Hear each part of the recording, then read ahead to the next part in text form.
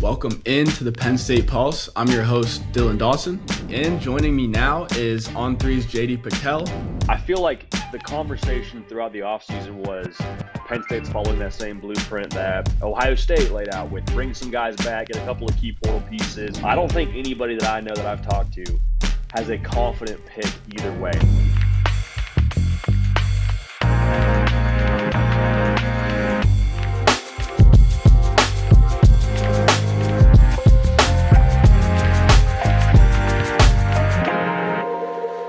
Welcome back in. Joining me now is On Three's JD PicKell. Awesome guy. He's been doing content since he was young, just like me. Out there in Tennessee now, Nashville? In Nashville, yeah, man. In Nashville for the last 3 years. All right. Well, Nashville, you're talking about a North team playing a West Coast team. Let's just jump right into it. We got an insane whiteout environment waiting for us in 2 days now. Oregon coming down to face Penn State, 3.5-point dogs on the road. It's going to be a tough environment for a young team. We don't know much about either of these teams yet. You know, no one's really played much of anyone. I mean, the name of the team aside, you got Oklahoma State in there, but they're pretty close to some of these other teams that these guys have been playing. So welcome in. I appreciate you joining the show. Dude, it's a blast. I was telling you before we got on the air here, it's been so cool to get to interact with you on like this level, because I've been following your content for a while. You do the best job when it comes to this kind of thing on the digital side, and obviously covering Penn State. So, dude, it's a blast. So I appreciate you having me on. Yeah, I appreciate that. So first thing that I want to hear from you, what do you think each team needs to do in order to win this game? I think for Penn State, I'm still waiting, probably much like yourself, I'm still waiting for those transfer wide receivers to do something in a game of this magnitude. No, obviously they haven't played anybody to this point, so you're like, that's not really fair to ask. I feel like the conversation throughout the offseason was Penn State's following that same blueprint that Ohio State laid out with bring some guys back, get a couple of key portal pieces, Michigan the same deal the year before. And so for me, like, to put it simply, I'm looking for all those pieces to finally mesh and look like a national title team. I think Drew Allar's kind of gotten some unfair treatment to this point in the year, because you have almost this narrative across college football of all these quarterbacks we were high on before the year. We were all wrong about them with Lagway and Arch Manning. And I'm like, DJ Lagway playing half a season at Florida is not at all the same thing of Drew Allar and Andy Coltonecki keeping everything close to the vest for games against FIU and Villanova. So to answer your question more directly here, Dylan, I want to see, for Penn State winning the football game, I think that requires some firepower offensively. So Andy Coltonecki opens up the bag a little bit. They ran for like 300 yards last year in this game, in the Big Ten title game, but I think you got to do something through the air to put the pressure on a younger quarterback, Dante Moore. Younger in the system, I suppose, Dante Moore making a start in a whiteout. Right. And then what do you think Oregon needs to do to win this one? I mean, I think it comes back to, not to be, too quarterback heavy here, man, but outside of stopping the run, which I'd be surprised if Penn State went for 3 bills on the ground again. That's just me. I think Dante Moore's got to meet the moment that is the whiteout, because I think that's the thing that's made it so tough to predict, and why I think all of us are, outside of the teams being pretty comparable in talent, that whiteout's just a wild card, man. And until you walk into it, I mean, we've seen experienced quarterbacks walk in there and not look at themselves. And so for Dante Moore, I know he started some games at UCLA, but for it to be his first year as the guy at Oregon and his first like massive spotlight kind of game, it's not a layup to say that he's going to handle that well, or that he's not going to have a couple of boneheaded mistakes that maybe he wouldn't make if you're in Evanston, Illinois.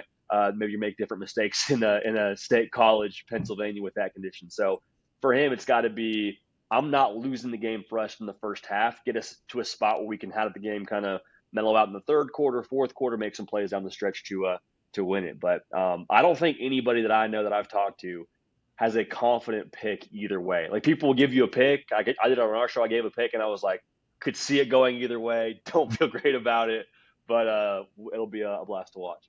Right. Yeah. I mean, that's the thing. Like, everyone's throwing predictions out there, me and you included, but this is a game that no one really has their finger on the pulse of this thing, just because, like we said earlier, there's just no competition leading up to this point for either of these teams. Even I saw James Franklin said in a presser, he's like, we wanted the Oregon State-Oregon game to just go as long as possible of being a competitive game, just so we could Hmm. get like film on what Oregon does in a situation where they got a little pressure on them. So Yeah.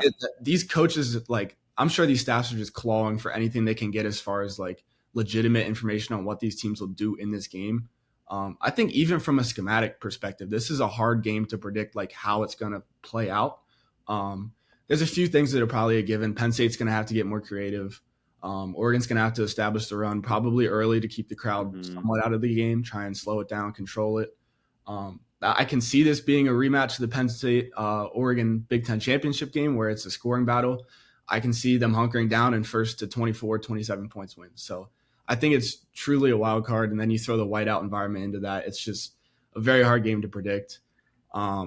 We are going to have a ton of questions, at least somewhat answered on both sides. Sure.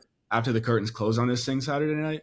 I'm a big believer in Drew Allar. I think it's different from saying like he's elite. I still don't think he's there, but he needs to step up at some point. It has to be this year while he's in college if he wants to cement himself as a great here at Penn State. You got to take the step in one of these big games. I know he played pretty well against Oregon, but he still had some really big mistakes, like the Dante Manning, I think, interception it was. They ran back to the one that put them up, I think, 28-10, something like that in the second quarter. It's always something that just is a little bit off in those big games. So yeah, a big one that I'm curious to hear your thoughts on is just that Penn State passing attack. What do you make of that through the first 3 games for the Nittany Lions, and how do you think it'll look this Saturday? It's so tricky given the sample size because I like the portal pieces they got. I watched USC relatively closely last year, and seeing Kyron Hudson do the one-handed snag against LSU was a highlight we all saw. He was pretty productive for USC at different points in time. Trevor Pena was a guy that I don't think Syracuse was thrilled to lose. There's a lot of pieces that I'm excited to see, what they are actually looking like when there's a game plan in place to maximize them against an opponent that has a talent level that you need to have those dudes step up. So the thing with Drew Allar that's curious to me is just what you said. He looked good last year. There were games, the Boise State game comes to mind. He threw a couple of throws in that game that were just dots. Whoa, okay, kid's got a freaking rifle for a right arm.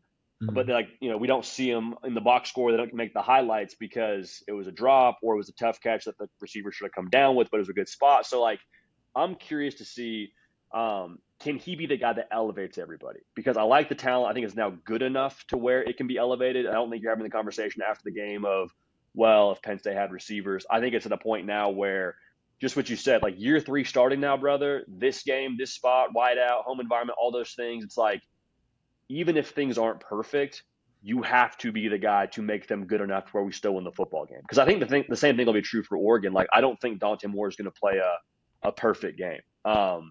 And so at this point in time, Drew Allar, you are the year 3 guy. This is kind of the year that a lot of these key pieces came back for to go do something.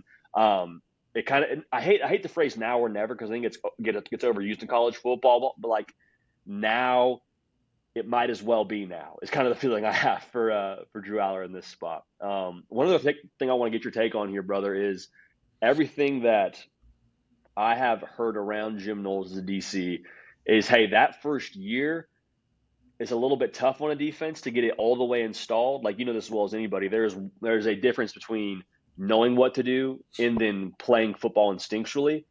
Dante Moore, even though he hasn't been in the system, or hasn't been starting, I should say, as long, he's been in the system for 2 years at Oregon. So I'm wondering, do we see some cracks in the Penn State defense early where, hey, it was drawn up there, but we had a coverage bust. We had a guy, we 2 guys covering 1 guy, so someone was running wide open downfield. How much of that do we see from Penn State? Because I don't think it's a talent question for either side, but the mental capacity, the not making, the shoot yourself in the foot mistake, that might be what decides it too. I'm curious to see what Penn State is on defense there.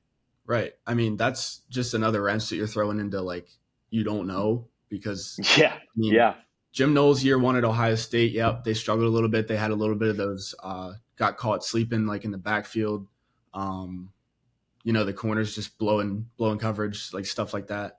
And Ohio State fans, I don't know if you've seen them on Twitter, but especially this week for some reason, they're just all over Jim Knowles. They're still a little salty about that, I think. But ruthless. They're coming after his sister. She's pretty pretty vocal on Twitter. She like kind of stands up for him, so it's a good dynamic that's going on the side. I don't get involved, but I think it's Sure. pretty interesting to watch. But And yeah, I'm a Jim Knowles guy, former head coach of Cornell, my alma mater. I'm like, I root for Jim Knowles, but yeah, it is a funny dynamic between those two schools. yeah, I mean, I'm not going to get into that. We don't have time for that.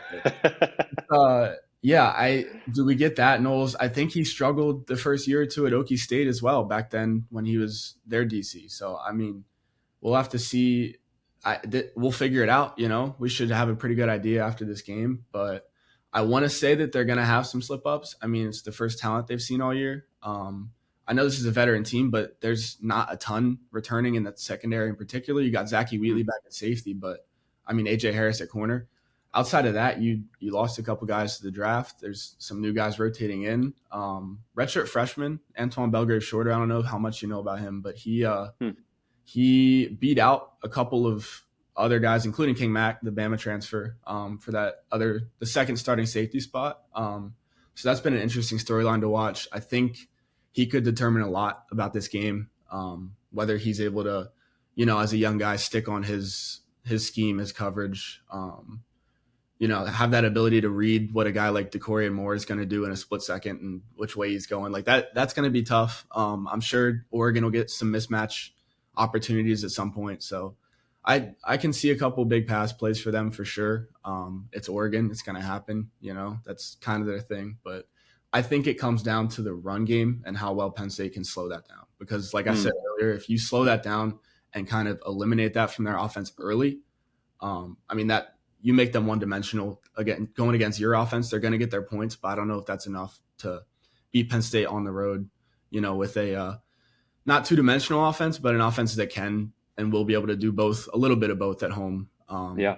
Probably get to about 24 to 27 points. So yeah, you'd like to think if it's a lower scoring game, you'd think it favored Penn State with the whiteout, with the experience factor too. Like, if I'm James Franklin, I'm Colton Ecke, I'm like, let's make sure that Dante Moore has as few possessions as possible. One, like to score, which is the obvious, but two, like to get in rhythm. Like I have to imagine the spot in itself with it being the whiteout, like I don't think that'll be a easy adjustment. Now I think Dante Moore is a little bit different, so I think he'll calibrate relatively quickly. But like if you only get 2 drives in the first quarter and a half, like I don't know how much rhythm you're actually in for the rest of the game, which would be huge for Penn State, obviously.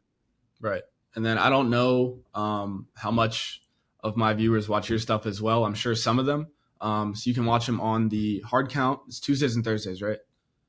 Yeah, man. So we're in season. We're going Tuesday, Wednesday, Thursday. Off season, we're Tuesday. Like we got content around the clock. So however your viewers would like to consume it, if they still want to consume it after this segment, Right. you can find us on the other YouTube channel.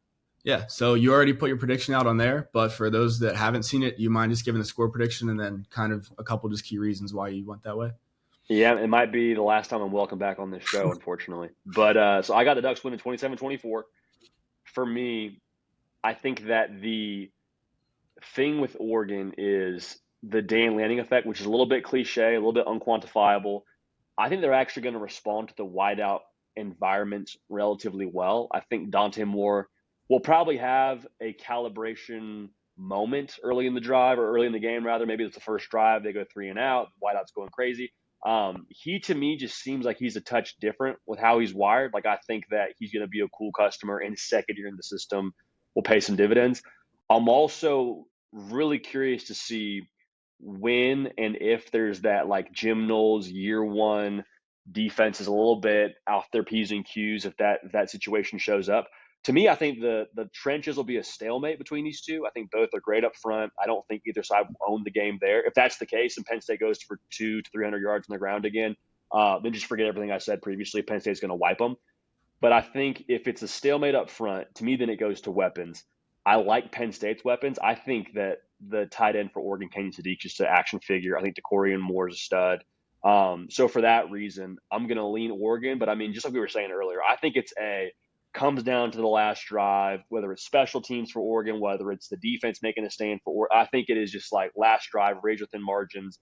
And I think Oregon gets it done in the whiteout in a 3-point fashion one way or another. All right. Well, I mean, I understand the pick. I understand majority of the public going that way.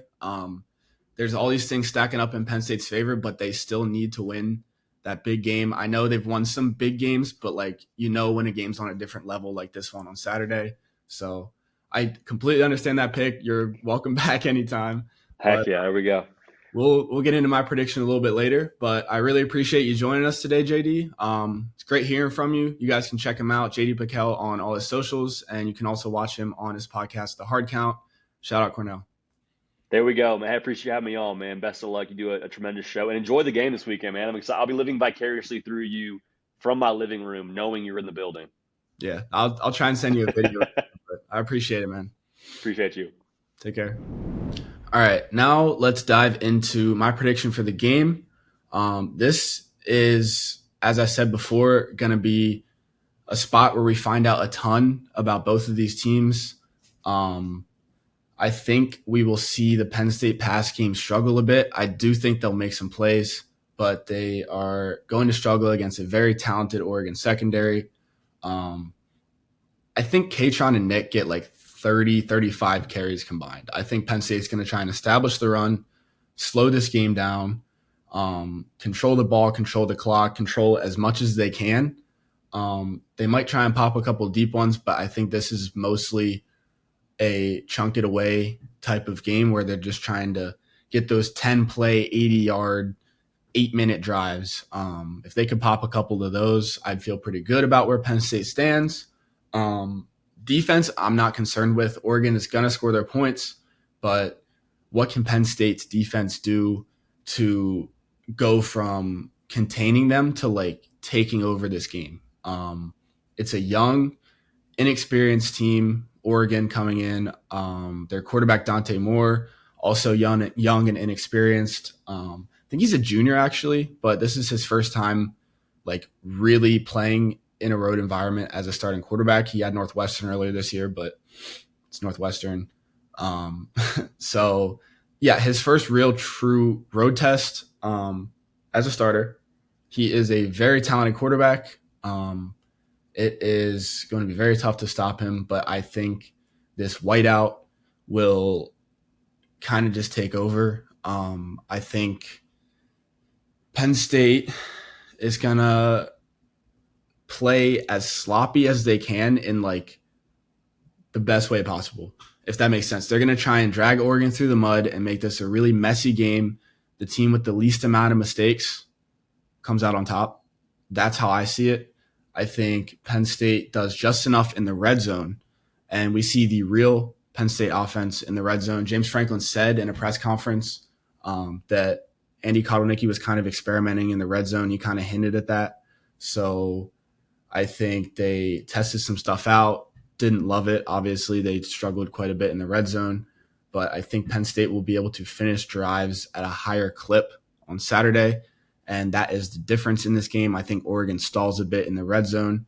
Both teams get their yards, 300 plus on both sides, 350 maybe. But this is not a shootout like the Big Ten championship game, in my opinion. Like I said, Penn State's going to slow this thing down. So Penn State capitalizes in the red zone. Give me Nittany Lions 27, Oregon Ducks 23. Penn State gets it done. Covers for those of you that are into that. I would not touch the cover. I'm just saying, I'm definitely not betting on this game.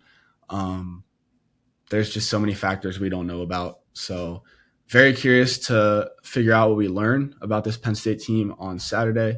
Very excited to see where this goes. That's going to do it for the show. I appreciate everybody tuning in. This has been the Penn State Pulse, and I'm your host, Dylan Dawson. Thank you again to JD PicKell for hopping on as the guest today. And I will see y'all in the next one. Enjoy the whiteout if you're going.